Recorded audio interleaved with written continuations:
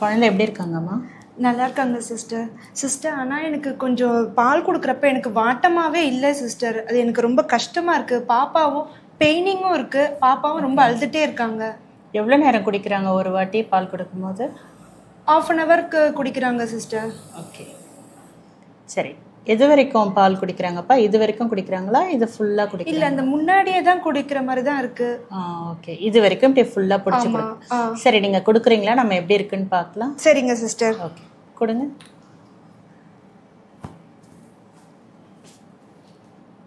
இப்படி தான் சிஸ்டர் நான் கொடுக்குறேன்.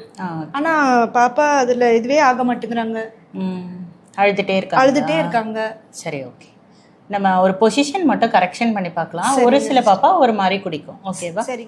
எப்படி பால் கொடுக்கறதுன்னு பார்க்கலாமா? முதல்ல சாஞ்சிக்காங்க. நல்லா சாஞ்சிட்டு குழந்தையோட தலை தொடட்டுமா? ஓகே. ஒரு கை மேலே, ஒரு கை கீழே, இந்த 4 விரலை இப்படி பிடிக்கிறேன். ஓகேவா? இதை கிராஸ் கிரேடல் பொசிஷன்னு சொல்லுவோம். இப்படி நம்ம பண்ணும்போது குழந்தையோட முகத்தை நம்ம நேரோட நேராக பார்க்கலாம். சரி, ஹோல்ட் பண்ணுங்க. ஓகே, இப்போ ஃபீட் பண்ணு. இந்த கையை எடுத்துருங்க. ஓகே, இப்போ இப்படியே குடிக்கிற பாப்பா 2 நிமிஷத்துல நிறுத்திடும். அப்போ நீங்கள் ஸ்டிமுலேட் பண்ணி விடணும். இப்படி தலையை தொட்டு கொடுக்கறது, காதை தொட்டு கொடுக்கறதுன்னு பண்ணும்போது இன்னும் நல்லா சக் பண்ண ஸ்டார்ட் பண்ணுவாங்க. இது ஒரு பொசிஷன். அடுத்த பொசிஷன் பார்க்கலாமா? கொடுத்துட்றீங்களா பேபி? ஓகே, இப்போ நீங்கள் ஸ்ட்ரைட்டாக உட்காருங்க. நல்லா சாஞ்சு உட்காருங்க.